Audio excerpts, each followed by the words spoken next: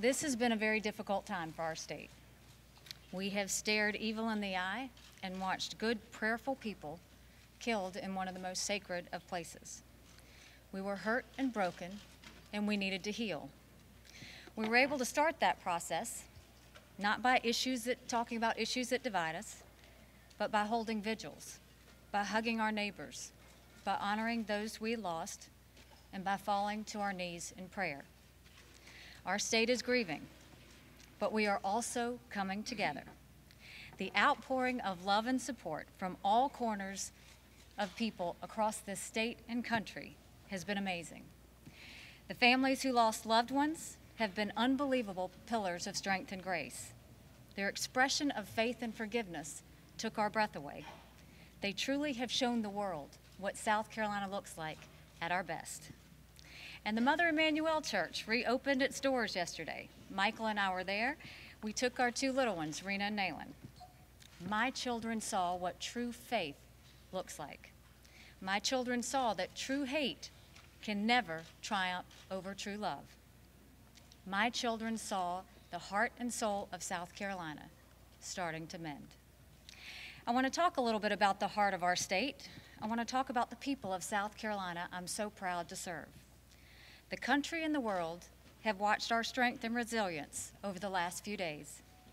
We are strong people who love God, our families, and have a deep faith. We believe in neighbors helping neighbors. We are a state that has held tight to our traditions and continue to grow and change in ways that move us forward. We were recently named the friendliest state in the country, and the most patriotic too. American flags fly proudly from home to home in South Carolina.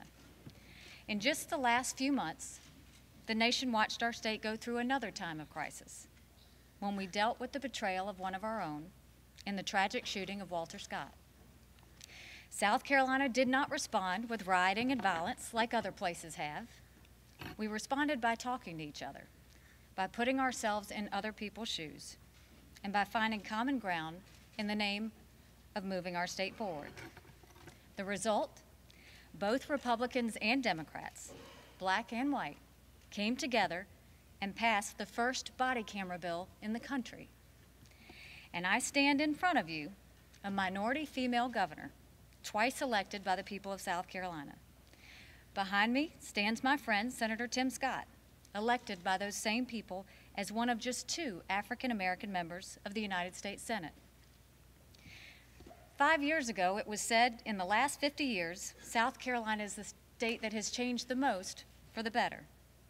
That was true when I quoted it at my first inauguration in 2011.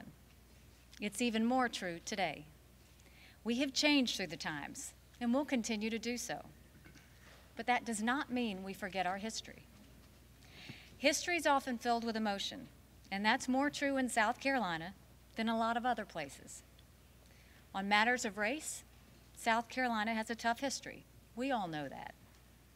Many of us have seen it in our own lives, in the lives of our parents and our grandparents.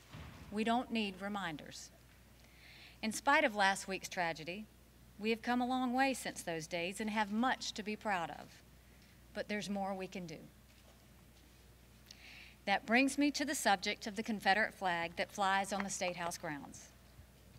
For many people in our state, the flag stands for traditions that are noble, traditions of history, of heritage, and of ancestry. The hate-filled murderer who massacred our brothers and sisters in Charleston has a sick and twisted view of the flag. In no way does he reflect the people in our state who respect and in many ways revere it. Those South Carolinians view the flag as a symbol of respect, integrity, and duty. They also see it as a memorial, a way to honor ancestors who came to the service of their state during time of conflict. That is not hate, nor is it racism.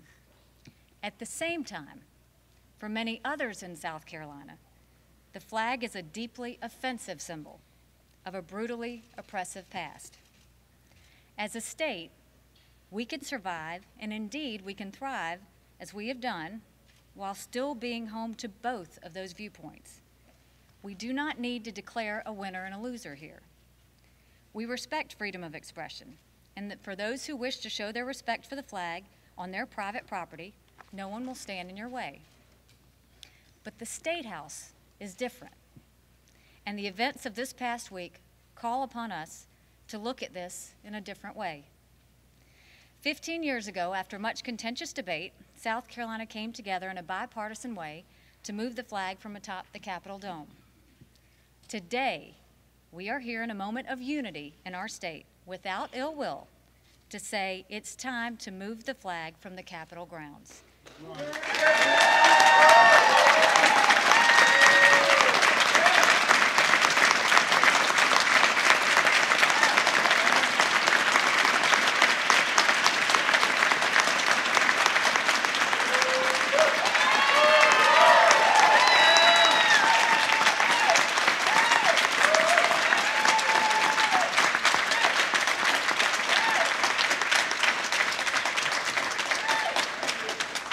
150 years after the end of the Civil War, the time has come.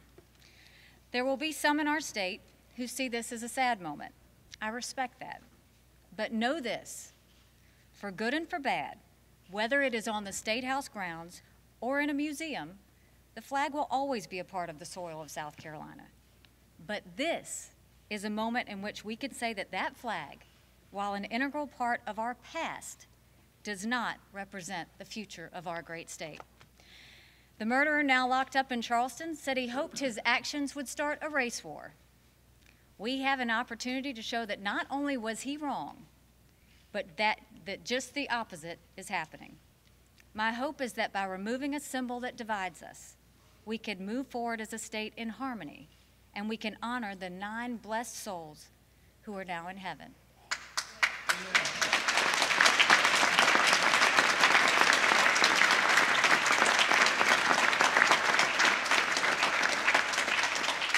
The General Assembly wraps up their year this week, and as governor, I have the authority to call them back into session under extraordinary circumstances.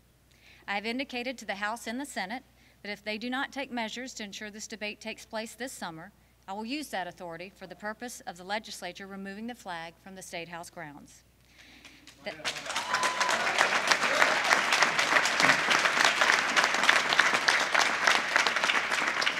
That will take place in the coming weeks after the regular session and the veto session have been completed.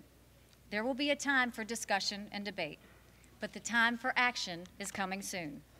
I want to make 2 things very clear. First, this is South Carolina's State House. It is South Carolina's historic moment, and this will be South Carolina's decision. To those outside of our state, the flag may be nothing more than a symbol of the worst of America's past. That is not what it is to many South Carolinians. The State House belongs to all of us. Their voices will be heard, and their role in this debate will be respected. We have made incredible progress in South Carolina on racial issues, yes, but on so many others. The 21st century belongs to us because we have chosen to seize what is in front of us, to do what is right, and do it together. I have every faith that this will be no different. It is what we do in South Carolina. It is who we are.